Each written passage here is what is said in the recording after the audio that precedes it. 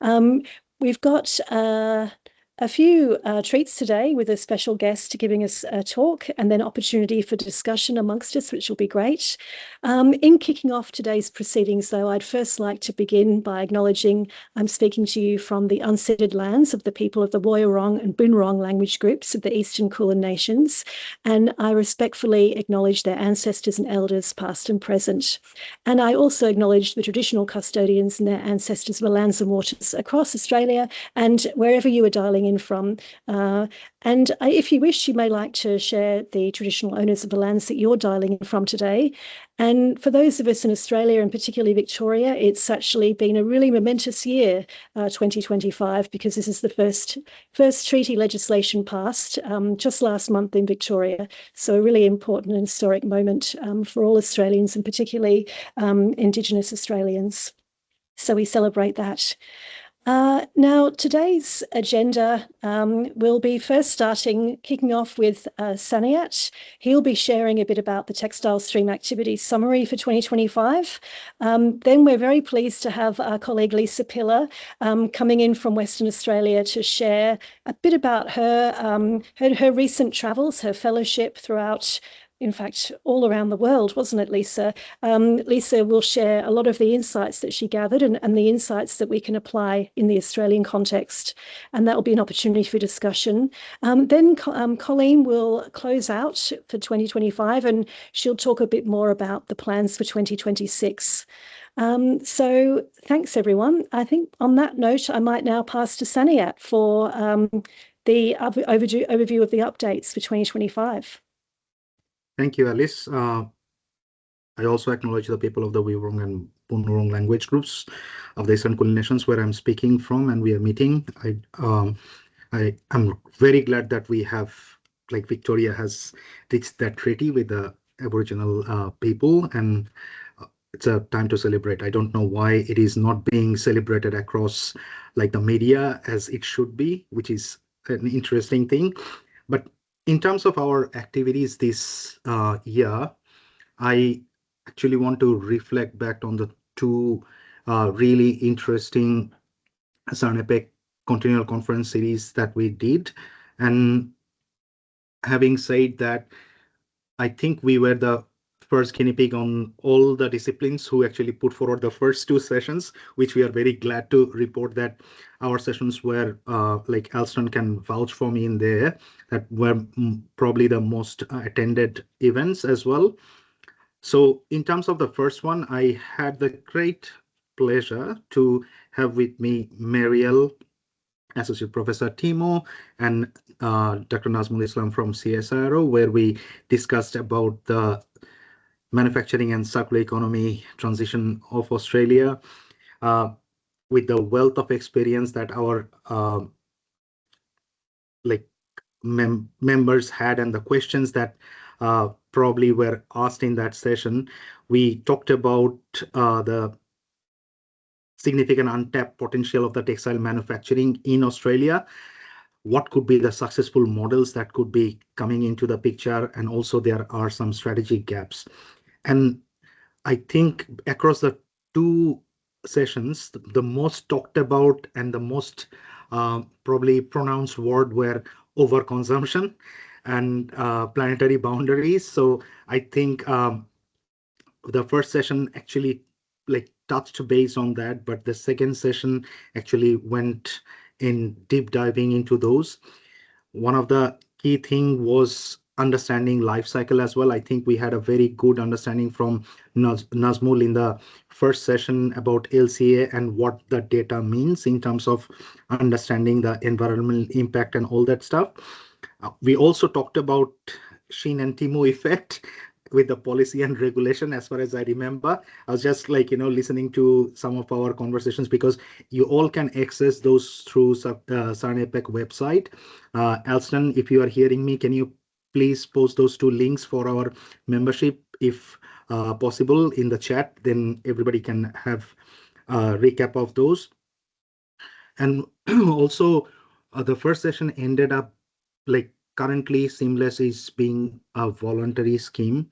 We also sort of understood from the discussion and the advent of ultra fast fashion that this voluntary scheme is not enough. We are sort of wanting to go into more of a mandatory nature if we ever want to tackle that overproduction scenario. Now, the second part of this, where we talked about the circular transition, also had a star-studded panel member with Professor Alice Payne. We had Tiziana. We also had Stephanie Bupark and Taylor Bridges, of course. So who is, by the way, if people do not know, has joined RMIT very recently, and she's one of our own now. So in that, we talked about the circular economy being always treated as like a toxic legacy of recycling. Like circular economy is not only recycling. And also there was a big gap that was shown that we do not understand the indigenous learning into the circular economy transition. So there were some key discussions on those. Obviously, product service systems, and there is a gendered burden on our industry. And last but not the least, in the second session, we basically talked about the rebound effect. It's not about just efficiency, efficiently doing the circular economy systems, but also that can relate to more and more of that same thing going over and over again. We end up having more waste at the end. So that rebound effect was very highly talked about in that session. So on that note, I think the main thing was that discussion points that were raised in those two sessions actually gave us a lot of impetus on what we can do even further. And when Colleen at the end talks about what we are going to do as a group in 2026, that would be probably one thing that we can open up the discussion at the end of this session if time permits. If not, we are going to reconvene in 2026 and gather some insights from our membership, how we go forward with this. So on that note, I'm going to leave it to Colleen. Colleen, are you there? Thanks so much, Saniat and Alice, for the introductions. I'm really excited now to move forward to our guest speaker, Lisa Pillar. Lisa has kindly accepted our invitation to round out 2025 to present her whirlwind tour on textiles and circularity. She was very fortunate to receive an Australian Vet Sustainability Fellowship in 2024. And that was awarded by the International Specialised Skills ISS Institute. And what Lisa has done is traveled the world, listening, learning, looking, observing, and absorbing so much. And she's pulled together a beautiful presentation for you today. It's jam-packed. And the title of a presentation is Circular by Design, Global Stories for a Regenerative Textile Future. And I'm going to hand over to you now, Lisa, to take us away, please. Thank you so much, Colleen. Will you just let me know that you can see my screen? Yep, looks good. Good. Oh, still Great, loading, thank you. actually. It's still black loading. from my side. Still loading. Still loading. Usually takes a while. There we go. I can see it now. Perfect. Lovely. Thank you. Thank you. Thank you so much, Colleen, for inviting me, and for everybody. Kayu Wanja, Nuna Court, hello and welcome everyone. I'm dialing in today from Boorloo in Wajak Noongarbuja in the outskirts of Perth, and I'm really excited to be sharing with you a literal journey and a professional learning one. And there were so many times on this trip that I wished that I had some of the people in this room with me because it was a lot to take in and digest. So I over 5 weeks in February, March of this year, I travelled across 6 different countries and met with 39 different stakeholders. And it was, rather than a deep dive into one aspect, it was a really broad spread over ecosystems and looking at collaborations and best practice in circular textile models, innovation, but also skills and stewardship. And in terms of outcomes and takeaways, so I was excited to be able to take some fibre opened WA mining uniforms that were fibre opened by ThreadUp Australia with me, and they came with me to Tamil Nadu in India. And then, so I'll talk to you a little bit about that in a moment. And then really 4 themes of learning and recommendations that came from those that I hope have some insights and relevance to emerging projects in Australia. And I think personally too, for me, a really new perspective around centering place, community and social inclusion at the heart of this topic that we're all super passionate about, which is circularity in textiles and clothing. And so that had a very profound sort of personal impact on me, and a bit of a dramatic career change for me as a result.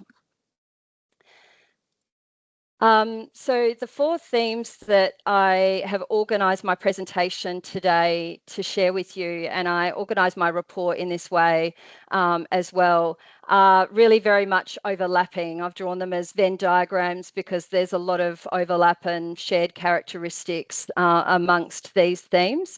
And I thought today I'll work my way clockwise through these themes and share about 3 case study visits for each theme, and talk just really briefly about the recommendations that I feel are attached to each of those themes. So the first theme, starting right at the design end, designing for circularity, longevity and provenance transparency.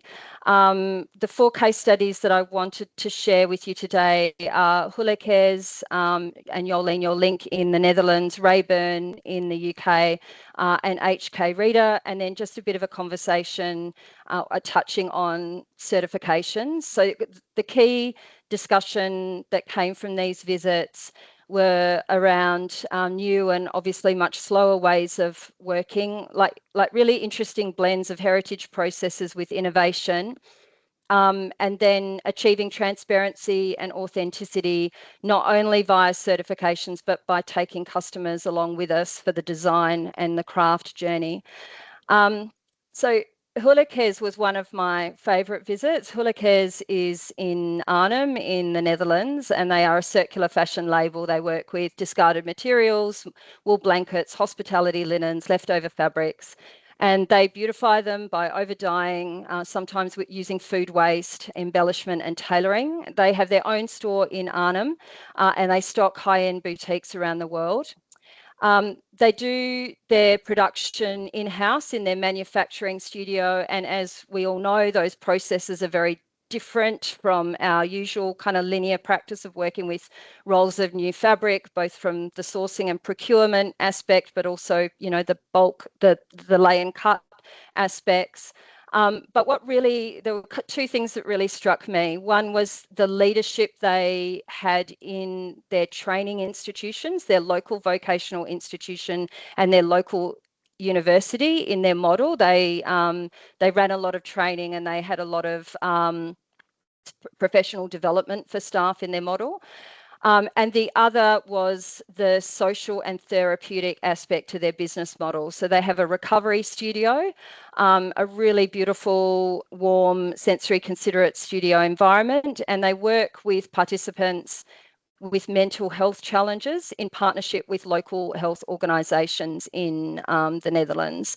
It's a really low pressure and inclusive setting that they're engaged engaging their recovery workers in creative textile-based activities as a scaffolded approach to vocational rehabilitation. So their participants start with simple handwork tasks and they gradually progress to more complex activities. Sometimes they end up in full commercial integration into the manufacturing studio at Hulekes, but for some they don't, and that's not at all the main objective of the program. The success of the program is measured by wellbeing, dignity, value, and personal growth.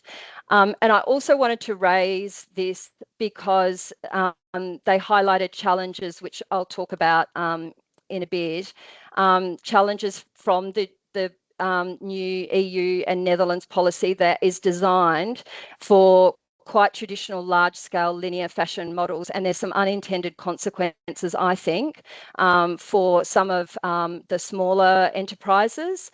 So, for example, EPR fees for waste textiles in the Netherlands, they don't distinguish between waste textiles from Hulekes and virgin offcuts from, say, a polyester, a manufacturer that uses virgin polyester. The tax structures aren't incentivizing their reuse and upcycling approaches, and they just they weren't the only ones. They kept talking about being held up as best practice by government and the industry and educational institutions, but it was the new and shiny startups that were getting a lot of the government investment and funding, and I think that is worth consideration for us in policy development and discussions, national discussions. My second example, also in the Netherlands in Velsum, is Jolien Jolink. Jolien Jolink has brick and mortar stores in Rotterdam and Utrecht, and she was actually the first e-commerce platform in Holland. So she has a strong online presence, and she was quite ahead of the curve in terms of building her on e-commerce platform, but also strong customer engagement. And the reason why I wanted to share her story is that she's on a different pathway where she's moving from a very successful commercial model to something that's far slower and more conscious. And she's taking her customers on that journey with her. And she described to me this moment when a supplier requested from her a minimum order of 35,000 jeans per year, and jeans only make up 10% of her collection. And so she said to me, so I asked myself, what is enough? Then I calculated that if we make 20,000 garments per year, everything works out financially, and at the same time, I can look myself in the eye. So that's what we landed on. Endless growth is not an attractive goal for me. Keeping the balance is challenging enough. So she moved her studio to her fashion farm in Welsum, and she spends a lot of time on storytelling and customer relationships and community collaborations. Her Gertrude jumper pictured here on the right. There's only one left. It's in a museum in Amsterdam, but it involved the Nitwit stable in the Netherlands. It involved Rua Tellier, and it was very much a community process, as is her flax farming on the left. And it just struck me with her model that she was less focused on certifications because they became almost a bit unnecessary because customers were watching the clothing being made in real time. In London now, Rayburn, I'm sure a lot of you are familiar with Rayburn, that has historically worked with military surplus materials and has strong links to the UK Ministry of Defence, doing a lot of interesting and innovative things for a long time with things like parachutes, fighter jet brake strapping, silk maps, and it was also very resistant to growth models. What struck me was some of the brand relationships, the modular shoe design on the left designed for disassembly and for end-of-life recyclability. So they've done that in collaboration with Timberland, collaboration using old Selfridges uniform inventory to develop new uniforms. And I'm going to touch again on Rayburn because they were part of a really interesting precinct in East London, and his studio is in a space called the Lab E20, which I'd like to touch on again towards the end of the presentation. So now moving to HK Rita and the role of next-gen materials and innovation. This was a mind mind-blowing visit, and I so wished that there were a few key people in the room that were with me on this visit. I've only included a couple, but honestly, that it was really quite extraordinary. On the right, they're farm to garment systems. So in that little studio space, you can see bottom right, the growing hydroponic cotton, harvesting it, ginning it, spinning it into yarn, and 3D knitting it into garments on the Shimoseki there. The hydroponic, they've done some studies, and the hydroponic cotton is yielding 4 times more cotton than traditional land farming for the footprint, and using only 10% of the water. It was really, really impressive. And then on the left, they have come up with a cotton fabric that absorbs CO2, and it's currently being trialled in a Stockholm restaurant as aprons for the wait staff. So as the wait staff are wearing the aprons are absorbing CO2 from the air while they're being worn. Each apron can absorb 1/3 of the equivalent CO2 daily of that of a tree. And then after their shift, they hang it in the restaurant greenhouse to transfer the CO2 to the restaurant greens. Couple of other innovations: self-cleaning uniforms, so UV activated surface treatment on uniforms that breaks down stains under natural sunlight. Some alternatives to PFAS-based waterproof coatings, one of which is the cellulose that's derived from their green machine textile recycling process, which I'll talk a little bit more about in relation to theme 2. And so then just sort of finally to sort of talk a little bit to messaging around certifications and policy, and obviously designing in transparency and provenance transparency from the beginning is really critical, which is why I've sort of grouped it under this design theme. I just did really notice the imbalances in kind of discussion around this from both global south to global north. So in Tamil Nadu in particular, very, very focused on certifications and compliance, and sometimes it's expensive and cumbersome, and so only organisations of a certain size can manage that process, and they don't have a lot of input into the approach to certification. So there's this sort of imbalance there. Tamil Nadu were really interesting though, because they had their own internal High Court ruling in 2008, closing a whole bunch of non-compliant factories, taking action on widespread river pollution at that time. And so I saw like almost every factory that I visited had very rigorous zero waste discharge infrastructure. So pictured here is the Exim dye house filtration system, where they're reusing 90% of their dye house water. And I was really struck by the use of solar and wind energy everywhere, and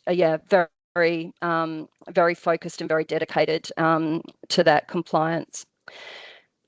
So without going through these in a lot of detail, most of my recommendations that were attached to this theme were around mandating and incentivizing, because we do have in Australia slower considered models like Hulekes and Yolink, and they need to be given a chance and a level playing field. So they need to be incentivized, they need to be at the table when we're having policy decisions. And as I mentioned earlier, that this was tricky for Hulekes, and there was some sort of unintended consequences from some of those broad policies that were designed for big traditional large-scale linear fashion models. And here in Australia, we have a lot of micro and small enterprise. And then, really holding those who are greenwashing and not doing the right thing to account using our existing ACCC legislation, but also like valuing authentic brand narratives that are grounded in craftsmanship, community, and social impact, and seeing the value of those as well as the third-party certifications. So it was really so nice that I got to spend time on fashion farms and in beautiful recovery studios, because I also spent an awful lot of time in warehouses full of just horrifying piles of textile waste. So I've organised this section around this theme around keeping clothing in circulation and end-of-life innovation into sort of 4 sort of subcategories: one around sorting, one around fibre-to-fibre recycling, one around fibre to alternate products, and then importantly B2B repair.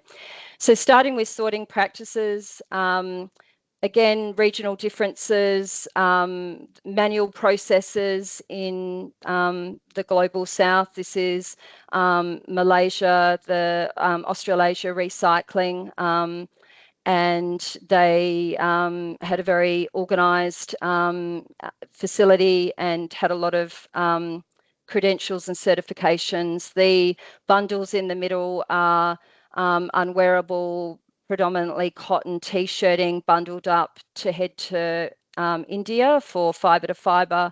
The shoes bundled up on the right are heading for Pakistan. Contrast this to some of the places that I visited. So this is Wieland Textiles in the Netherlands. So they are predominantly automatically sorted. So the stage just before we get to this slide is a series of conveyor belts and weigh bridges and tipping trucks, and their automation of that process. They're processing over 10,000 tonnes a year. They fully sort all of their products into 350 different garment categories. When they rolled out the automation, their number of workers dropped from 60 to 19, and that was about 15 years ago. Over a 12-year period, they've worked with Volven and another consortium to develop and trial the fibre sort and the trim clean machines. So of the initial sorting in the broader facility, they identify those unwearable items that can't be reused, and they send them to this fibre sort machine. So you can see on the bottom image, the blue blob is the fibre sort X-ray machine. So in a split second, as the unwearables are heading through, it can identify, based on what it's been programmed to look for, 90 different colours and compositions. And so then it heads on to the conveyor belt. So you can see the computer readout, and then next to the computer readout, you can see air jets that are connected to chutes. So if the computer readout has read that it's a wool acrylic blend in red, when it travels along the conveyor belt and reaches the chute for that, an air jet will blow that through the chute and down into the cages below. A couple of really interesting takeaways from this. So one was that when they were trialling it, they realised a discrepancy between the labelling on garments and what the fibre sort was reading, and that prompted the Dutch Parliament to do an inquiry and a research study, and what that revealed was that 40% of clothing in the Netherlands is actually labelled inaccurately. So that was a big challenge. Another challenge is that fast fashion garments, unwashed and before they've been washed multiple times, which obviously is less likely to happen with fast fashion garments, there's a silicone that is sprayed on them to give them a luxury handle. And so the fibre sort encounters challenges with that, in that it's bouncing off that silicone. The other challenges just for the sector more broadly, were the policy and mandating in the EU that has meant that it's banned to dispose of textiles, has meant an enormous rise in low quality clothing now in circulation, more than previously. And then that combined with lots of people kept referencing China and ultra fast fashion coming out of China.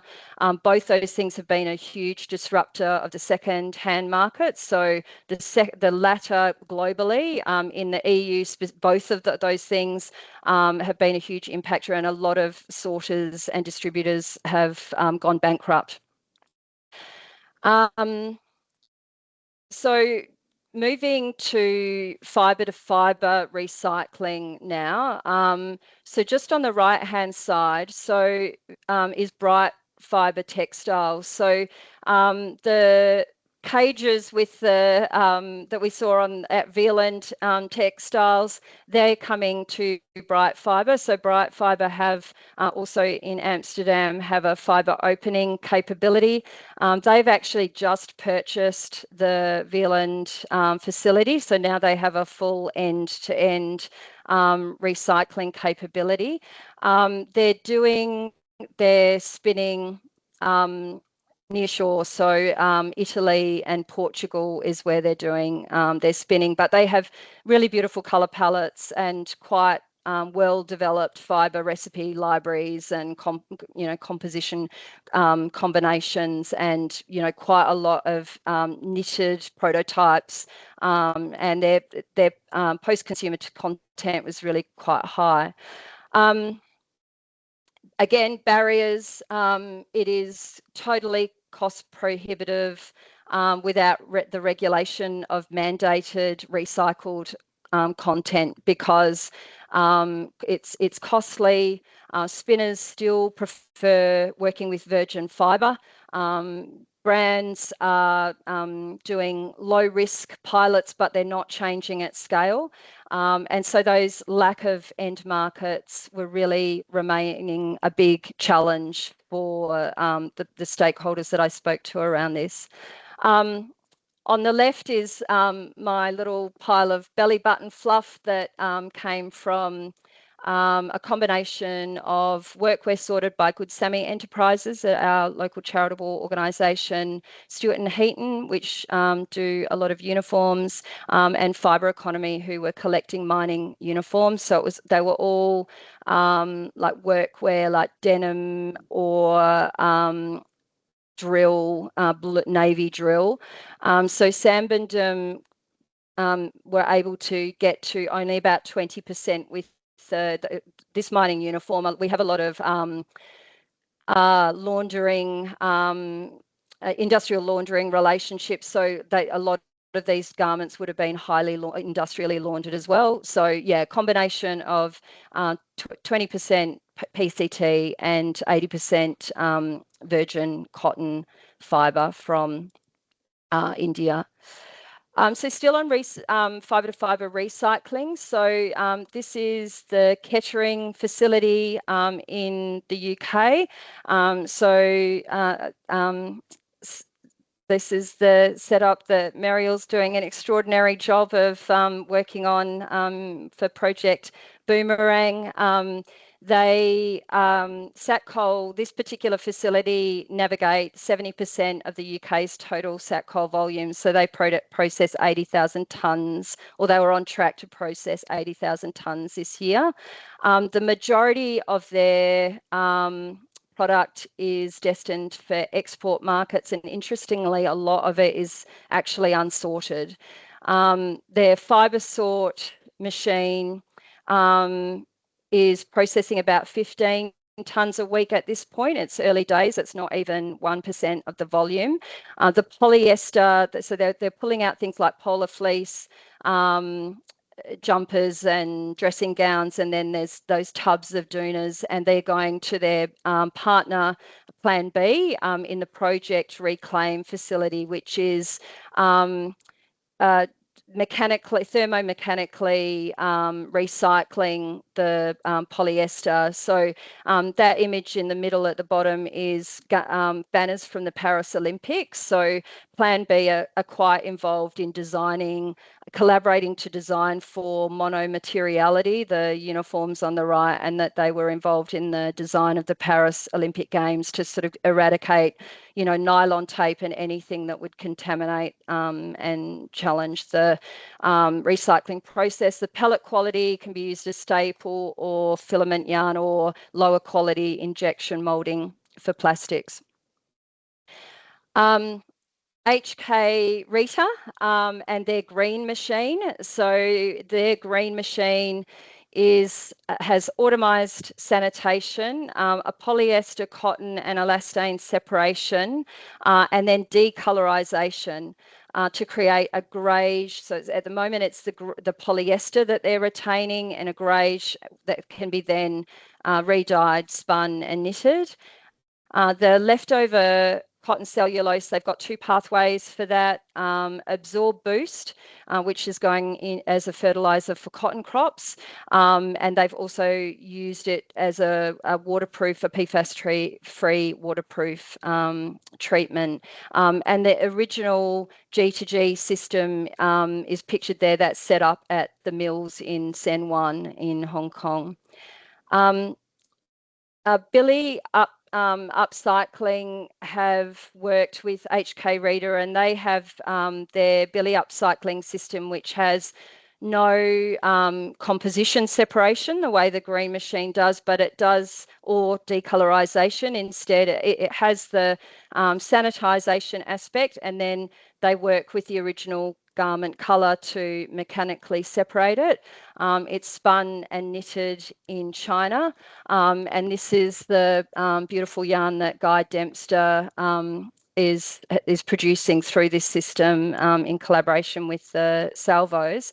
One really interesting thing you might find interesting is around the import of the fibre into China from Hong Kong, because China, as we know, banned textile waste, and so they even see opened fibre as textile waste. So Billy have to pre-process it into slivers, call it yarn, and then send it into China, who then have to undo that and start with their process again. Which was interesting, and their models around working with B2B and corporations. So on the right there, Vitasoy. So working with their redundant uniforms in a B2B model, where then the company is buying that merchandise back. Was a good and interesting model. Still on fibre to fibre recycling, I did in The Hague in the Netherlands. So going back to Wieland, so any fibre that's sorted at Wieland that is not suitable for fibre to fibre spinning goes to IDID, and they have a mechanical needle felting capability to create non-wovens. So they're still working with the colour and composition sorting from Wieland, and they're focusing only on textiles that are not good enough for spinning. They also have corporate clients, so merchandise that needs to be destroyed. So for example, counterfeit merchandise that's intercepted from customs, textiles from Ministry of Defence, those kinds of clients they work with. They do need longer fibres to blend. They use waste wool from the wool industry and other recycled fibres, and they have a very much an interior design and lifestyle focus. So moving sort of more into alternate products rather than just fibre to fibre, Fast Feet Grinded. Fast Feet Grinded are also based in Amsterdam, and they are mechanically and optically separating out shoes into their component parts. So they're working mostly with pretty high-end brands. So luxury kind of trainers and then luxury labels. So Doc Martens, McQueen, Balenciaga were among the labels that I saw there. And they're managing to separate through this facility the shoes out into component parts, so EVA, rubber, leather, textiles, metals, and they've done some trials of demonstrating that they can then be taken back into, you know, cushioning, you know, insoles, laces. And again, same thing, there's a cost gap. Brands want to do a small pilot and talk it up, but without sort of that mandate of recycled content, there's not an appetite to do more systemic shift. The other challenge that was really interesting was IP and patents. So the example they used, which I did, they didn't want me to put in the report, but cone of silence, tell you guys, the things like IP on the rubber of a shoe that's very much part of the identity of the shoe. If it has a speckle in it, you know, it won't pass muster. So there was some challenges there as well. Other products, fab materials, working with MDF in the UK. This was a really interesting visit. On the left, this is Jothi Specialty Papers in Tamil Nadu. They sit in a textile manufacturing district, so predominantly knitwear, and so they have a paper mill where they turn that into cotton, beautiful quality cotton paper.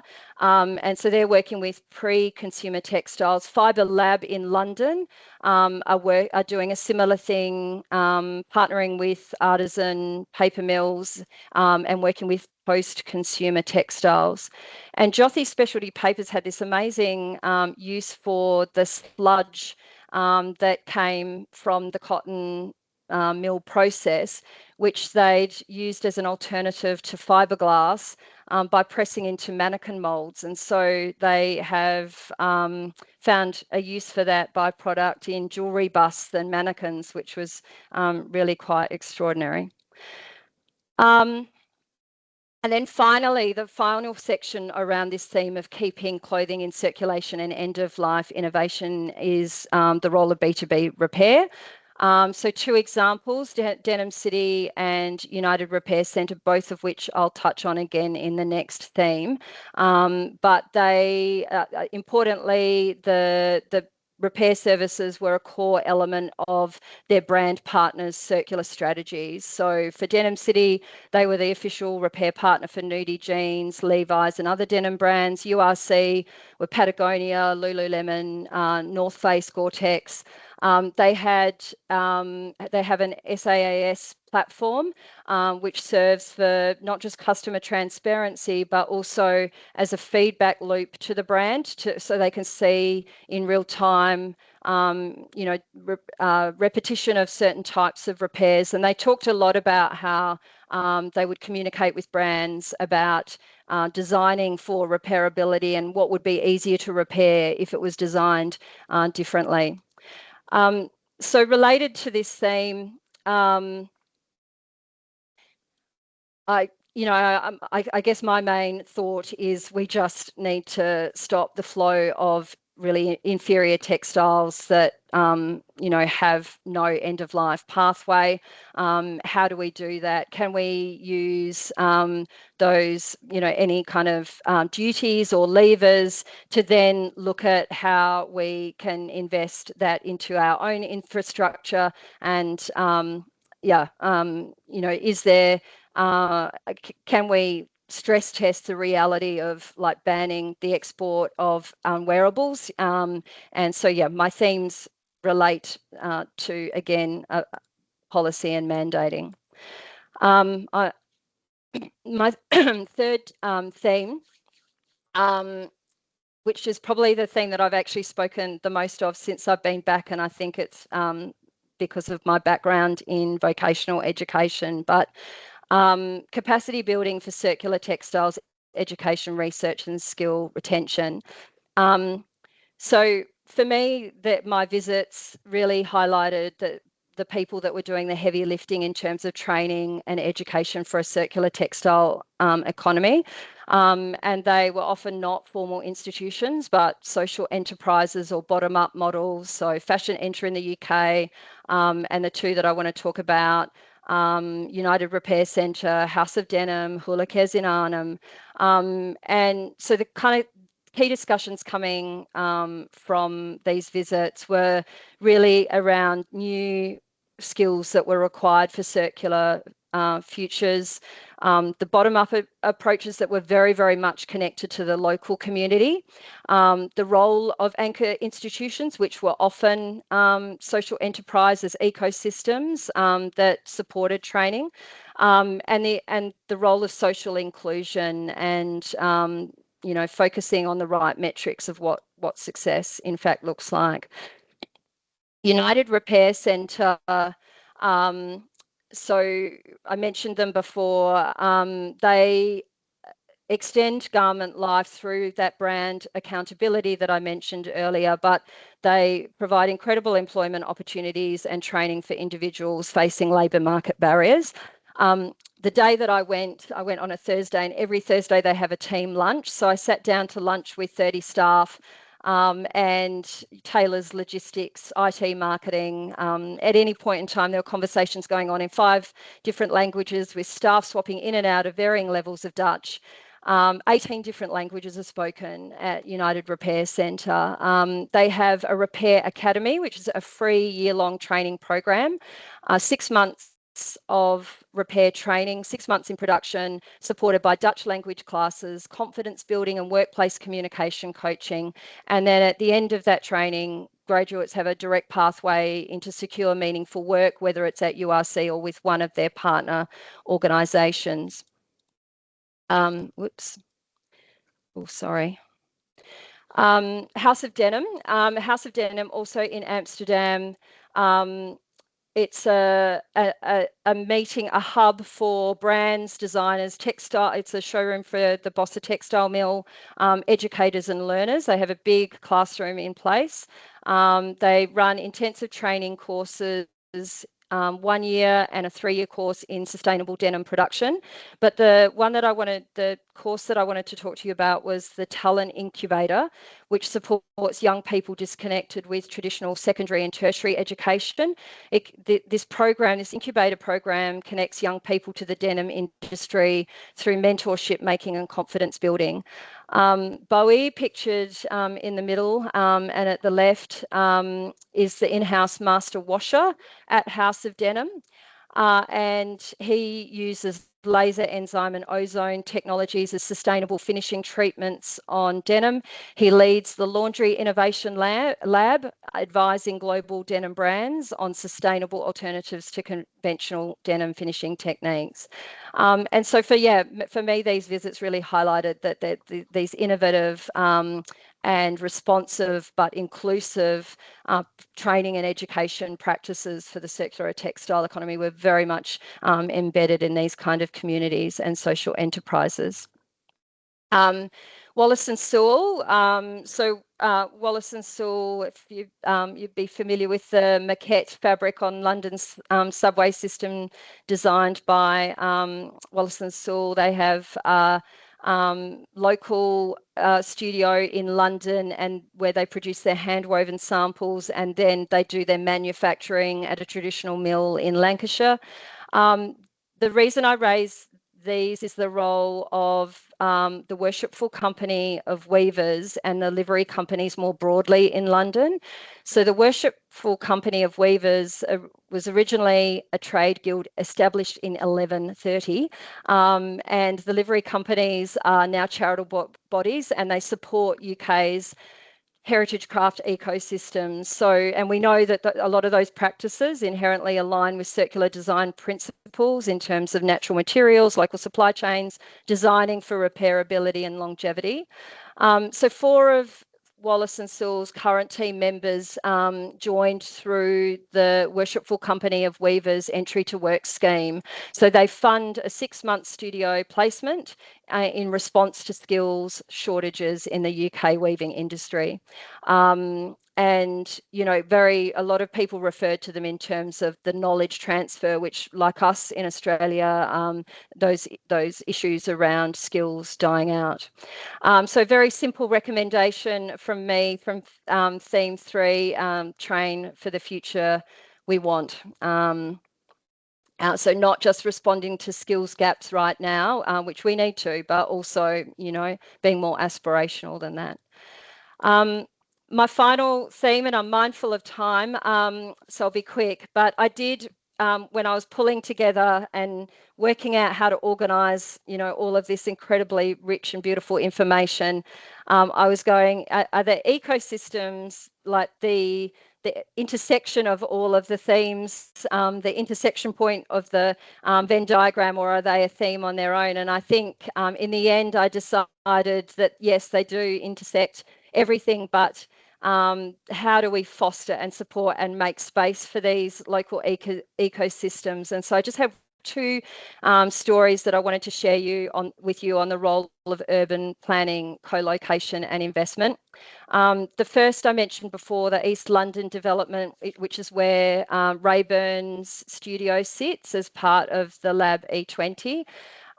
So it's a district of dense textile innovation and circular economy, but it's not by accident.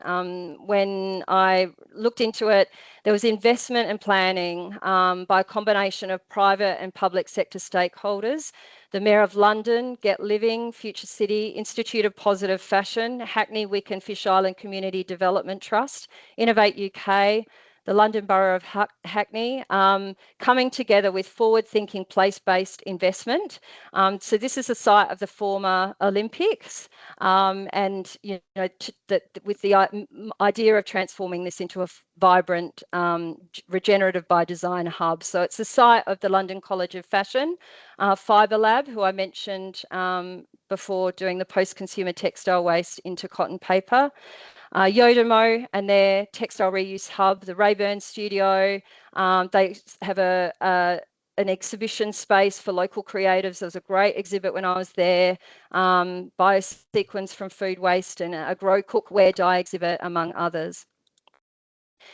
And then the last beautiful example to share on ecosystems and place-based investment is the Varg Textile Lab and the Local Colour project. So the Amsterdam municipality is releasing 10,000 parking bays for regeneration. That just blows my mind, coming from WA and Perth, where we're obsessed with parking and roads. And they were looking for what to do with these parking bays, how to regenerate and rewild them. So Varg Textile Lab led the Local Colour project in response, and all around Amsterdam there are plots with natural dye plants such as madder, indigo, marigold. They were supported by local composting networks, worm hotels, bokashi fermentation schemes. The project brought together schools, private enterprises, academic researchers and designers to test the logistics and viability of locally produced dyes, generating data on soil health, plant productivity and urban supply chains. They generated a colour chart, dye recipes and a map of the sites, an interactive map of the sites of the dye gardens for access to all. Reflecting now post-fellowship journey and hugely impacted by these examples, I'm have this new perspective around circularity, that it's not just technical, it's not just environmental, it's a social fix. We need to connect it to place and community, and inclusion is key.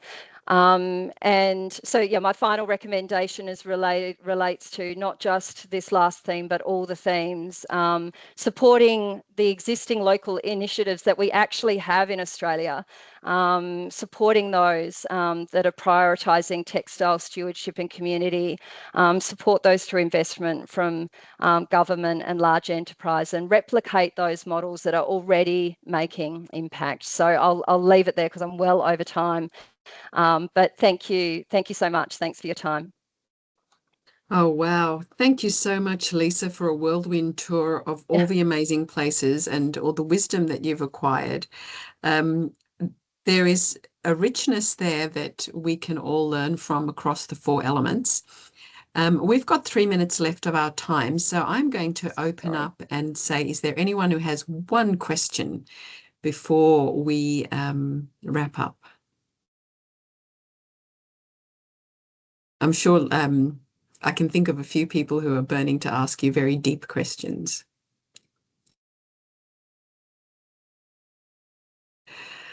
Lisa, okay, I thought so. Muriel, go for it. If you could wave your magic wand for one thing first, what would it be? My magic wand would be mandating, I think, Muriel. You know, be like, let's stop bringing, you know, certain types of fabric in, and let's mandate, you know, a certain content or requirement from our design. Yeah. I'll second that. That's a very interesting wish, and it reflects some things that John Gertzakis said at the Industrial Ecology event last Friday afternoon, which was a global event where mandating and incentives that really make it the business imperative happen for businesses, and that accelerates circularity. And what you're showing here is definitely linking into that. I am mindful of time. Tiziana is pointing at me, so I'm going to go to Tiziana. Did you have a quick one? At the end, or maybe it's not a quick one. I just wanted to ask a question, but maybe I should just underline it just for future discussion. Lisa, thank you so much for your presentation. It's absolutely amazing what you've done around the world. What I wanted to highlight was the high level of collaboration between various types of enterprises and designers and the council, and especially in Amsterdam. And I know, because I followed a lot of Western Australia, that there is this kind of collaboration that is building up in Western Australia. I mean, I can see it from here, hopefully. This is what I think it's missing. Well, at least in the East, maybe in Victoria, it is different. So how do you see this, you know, this need of collaborating between institution, governments, education, social enterprises, and so on, because it's really difficult to build? Yeah, I mean, I think that a lot of the really innovative models that had government or local government or municipal support were facilitating groups or activities that were already happening, and then the government would come in and get behind it.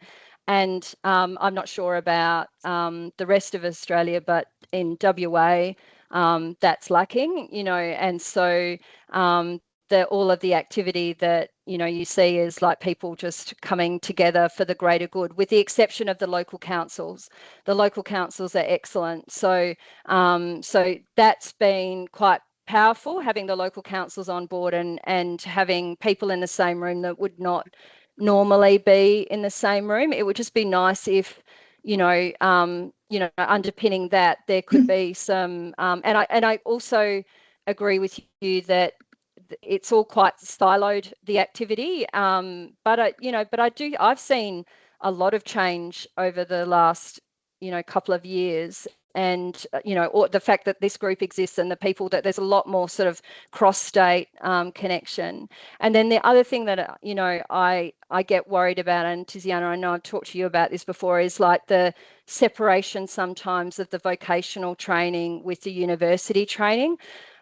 Because I think, there's